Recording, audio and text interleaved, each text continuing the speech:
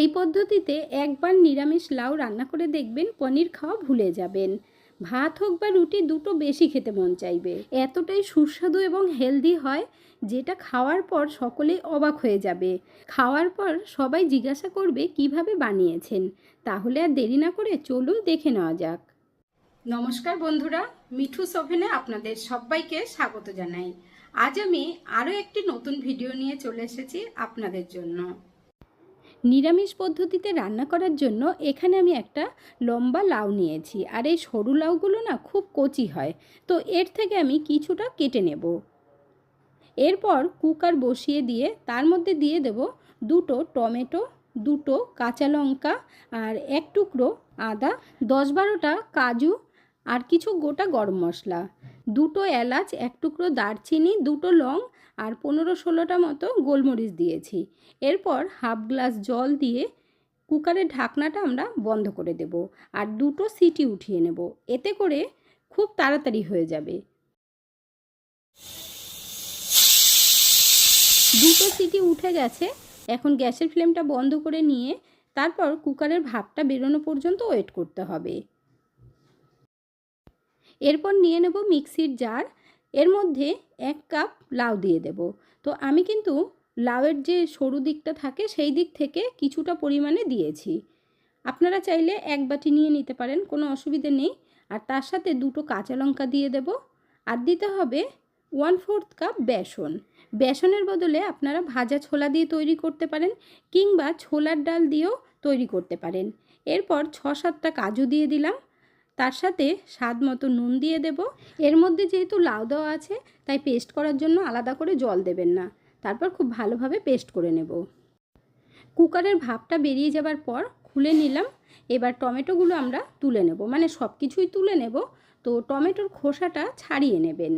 এখন যেহেতু গরম, তাই আমি সব কিছু মিক্সির জারের মধ্যে তুলে নিচ্ছি।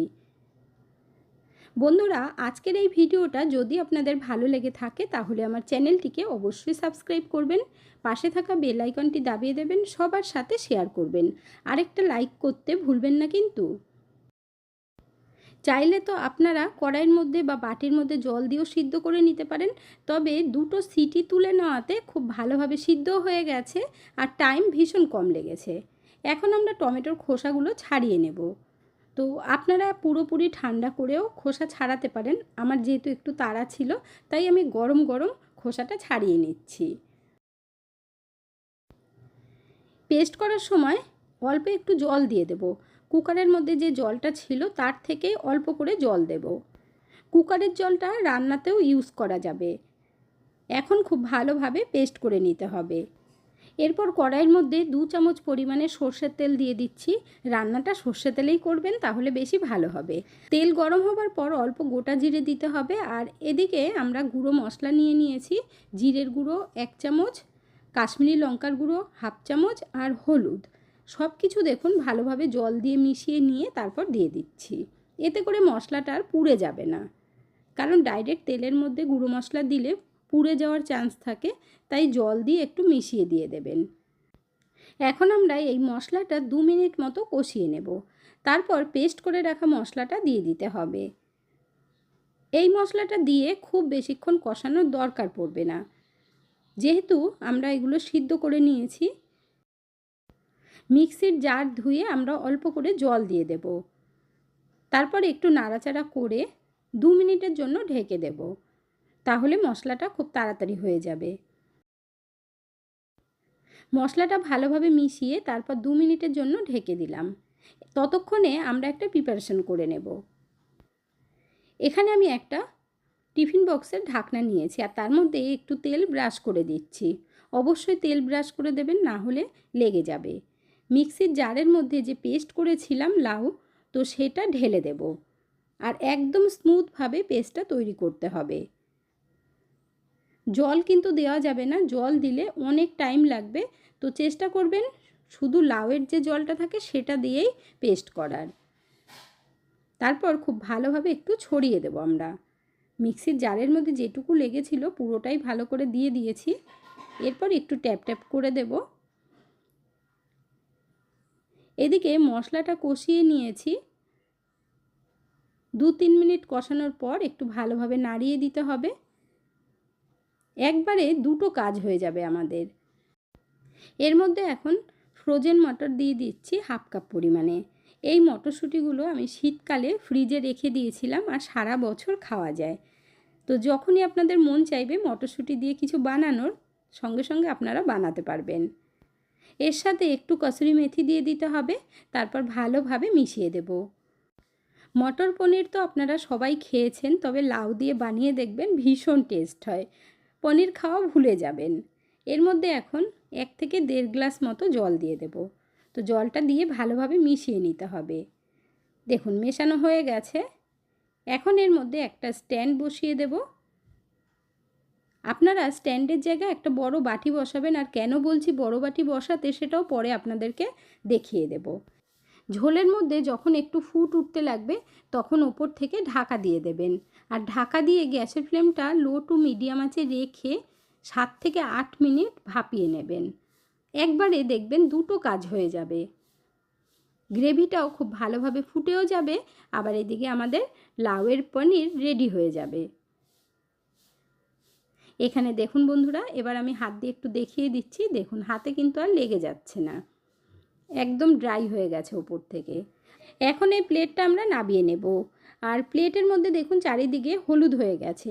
আসলে স্ট্যান্ডটা সরু তো, তার জন্য মানে ঝোল থেকে যে ফুটেছিল, ঝোলটা ফোটার সময় ছিটেগুলো এসেছে। তো এই কারণে একটা বড় বাটি মাঝখানে বসিয়ে দিয়ে তার উপরে দেবেন, তাহলে অনেকটা উঁচু থাকবে। এখন আমরা খুব ভালোভাবে মিশিয়ে দেব। মটরশুঁটিও সিদ্ধ হয়ে গেছে। এখন এর মধ্যে আমরা জল দিয়ে দেব। গ্রেভি আপনারা যতটা পরিমাণে রাখতে চান সেই আন্দাজেই জল দেবেন। এর মধ্যে এখন স্বাদ মতো নুন দিয়ে দেব। গ্রেভির আন্দাজটা দেখে তবেই কিন্তু আপনারা নুনটা দেবেন, না হলে নুন আবার বেশি হয়ে যেতে পারে। এখন খুব ভালোভাবে মিশিয়ে দেব। এই ঝোলটা কিন্তু খুব বেশিক্ষণ আর ফোটার দরকার নেই। 5 মিনিট মতো ঢাকা দিয়ে ফুটতে দেব। এদিকে লাউয়ের যে পনিরটা, এটা কিন্তু কেটে নিতে হবে। তো ভালোভাবে ঠান্ডা করে নিয়ে তারপর কাটবেন। আর দেখুন সাইড থেকে কত সুন্দরভাবে ছেড়ে গেছে। তো এই জন্যই তেল দেওয়া। আপনারা যেই রকম পিস রাখতে চান সেইভাবে কেটে নেবেন। ছোট ছোট পিস করে কেটে নেব, যেমন পনিরের পিস করে ওই রকম। আপনারা কে কোথা থেকে ভিডিওটি দেখছেন অবশ্যই কমেন্ট করে জানাবেন, তাহলে আমিও বুঝতে পারবো আমার বন্ধুরা কোথা থেকে দেখছেন। আপনারা সকলে এত সুন্দর সুন্দর কমেন্ট করেন, আপনাদের কমেন্টগুলো পড়তে আমার ভীষণ ভালো লাগে। এইভাবে পাশে থেকে সাপোর্ট করার জন্য অসংখ্য ধন্যবাদ। এখানে দেখুন আপনাদের দেখিয়ে দিচ্ছি কত সুন্দর হয়েছে পনিরের পিসগুলো, একদম সফট আর পুরো নরম হয়েছে। চাইলে আপনারা এগুলো অল্প তেল দিয়ে ফ্রাই করে খেতে পারেন, খুব টেস্টি লাগে। এখন আমরা এগুলো ঝোলে দিয়ে দেব। আর এদিকে দেখুন ঝোলটাও খুব ভালোভাবে ফুটে গেছে। এখন একবার ভালো করে নাড়িয়ে দিতে হবে। ঝোল আমাদের একদম রেডি। এখন এই লাউ পনিরগুলো দিয়ে দেব। ওফ, খেতে এতটা টেস্ট হয় বন্ধুরা, তৈরি না করলে বুঝতেই পারবেন না। আপনি কাউকে খাওয়াবেন, সে বুঝতেই পারবে না যে কি দিয়ে তৈরি করেছেন। ওপর থেকে একটু ধনেপাতা দিয়ে দিতে হবে। তারপর ঢাকা দিয়ে 1 মিনিট মতো ফুটতে হবে, কারণ এটা একদম সফট। খুব বেশি ফোটালে ভেঙে যাবে, তো খুব বেশি ফোটানোর দরকার নেই। দেখুন 1 মিনিট বাদে আপনাদেরকে দেখিয়ে দিচ্ছি। গ্রেভিটা আগের থেকে একটু টেনেও গেছে। গ্যাসের ফ্লেমটা বন্ধ করে দিয়ে এখন আমরা গরম গরম সার্ভ করে নেব। লাউ আপনারাও অনেক রকমভাবে রান্না করে খেয়েছেন, তবে আমার মতো করে একবার বানিয়ে দেখুন, আঙুল চেটে খেতে বাধ্য হবে। আর যারা লাউ খেতে পছন্দ করে না, কি বন্ধুরা আপনাদের বাড়িতেও এরকম বাচ্চা আছে যারা লাউ একেবারেই পছন্দ করে না? এই পদ্ধতিতে বানিয়ে দেখুন, বাচ্চারাও চেটে পুটে খেয়ে নেবে।